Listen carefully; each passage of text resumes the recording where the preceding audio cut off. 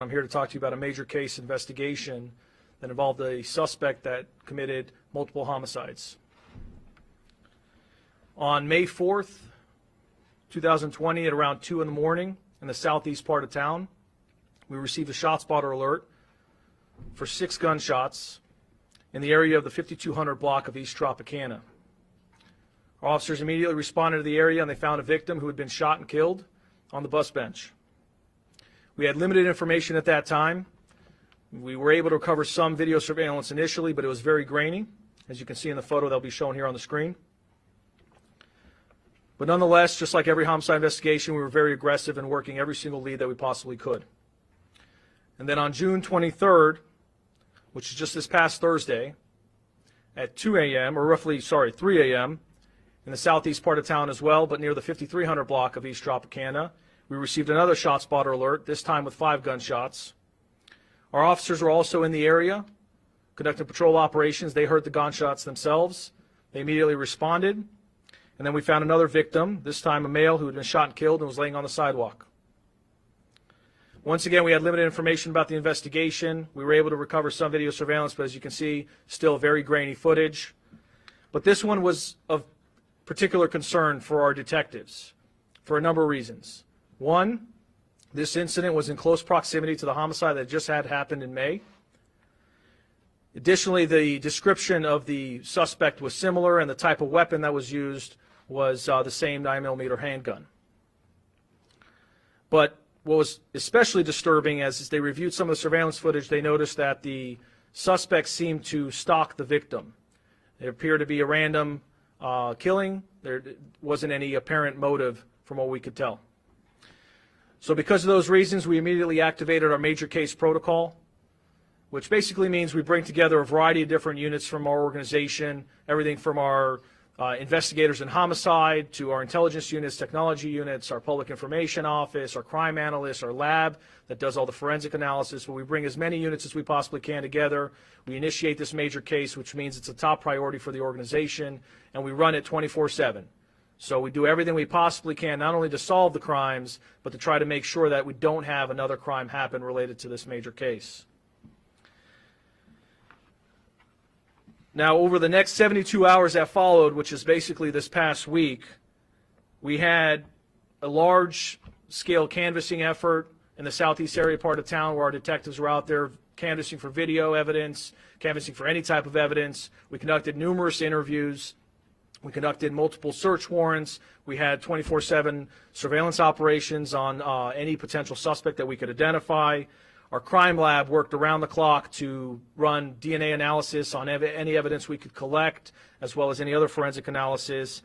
And we flooded the area with patrol officers to make sure that it was safe in that area, and we do everything we can to try to catch anyone before they did anything else. And I can tell you, as of this past Monday, as we were conducting all of this operation, thanks to that collaborative effort, we were able to identify Alonzo Brown as our suspect. You'll see his mugshot here to my left, your right.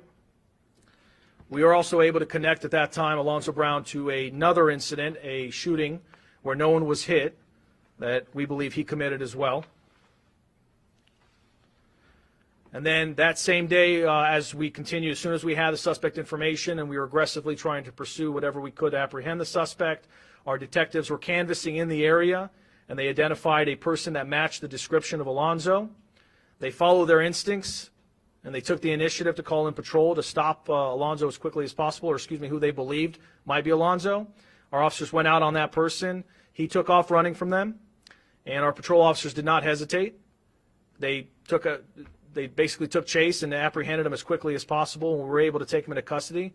He did have a firearm in his waistband, as well as another firearm in his backpack. I point that out because certainly the policing job is inherently dangerous, but when you ask our patrol officers to go stop an individual who we suspect is committing multiple homicides, there's another layer of danger there, and our officers did not hesitate. They chased that individual, caught him, and ended up being Alonzo, who now we know is responsible for these murders.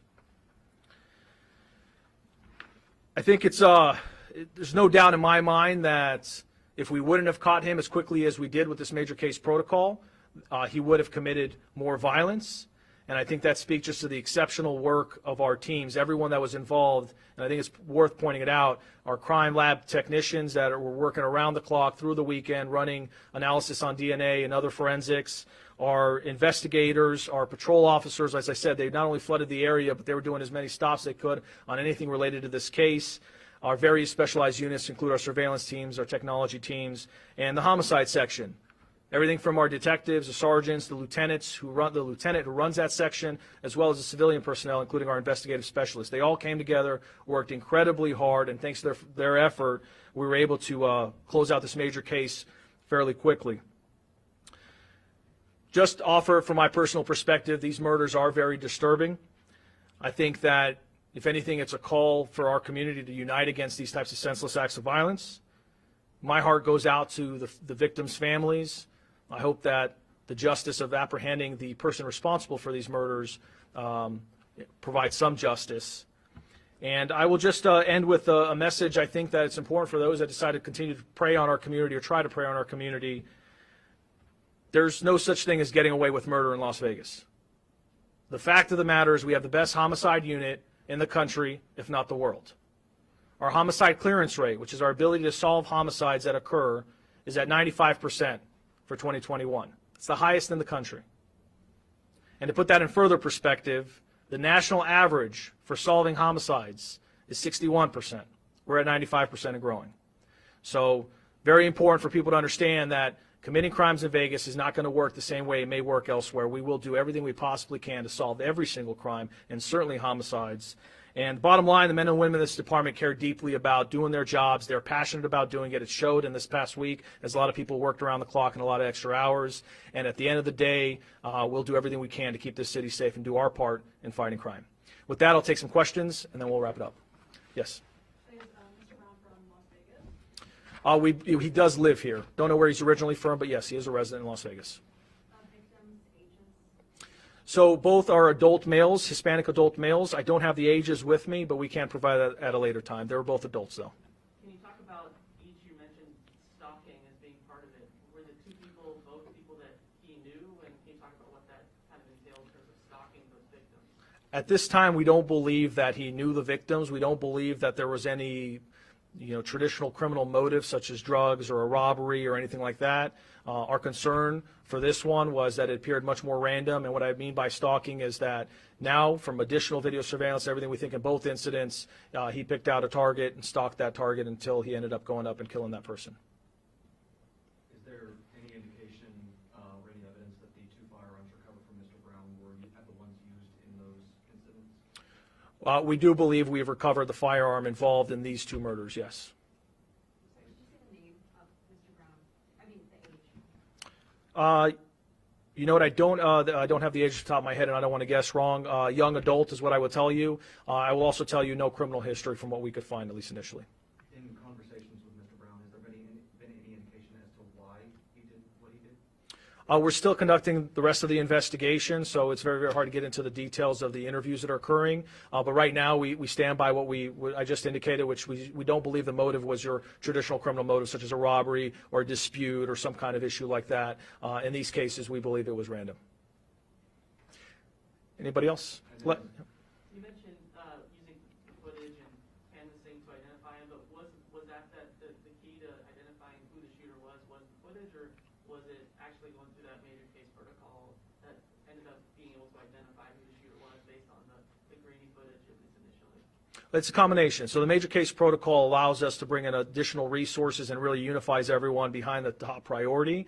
The surveillance footage plus additional video that was canvassed, plus additional evidence that was recovered from the scene, and a variety of other efforts from interviews and everything else came together to make this a success. I have to wrap this up, take one more question, and then we'll have to close this out. Yes, sir. No, I think it's important for the community to know, because of this major case protocol and because the way that our police department handles crime, we were able to catch a suspect as early as possible, and now with him in custody, there's no danger associated to this case. Thank you, folks. Appreciate your time.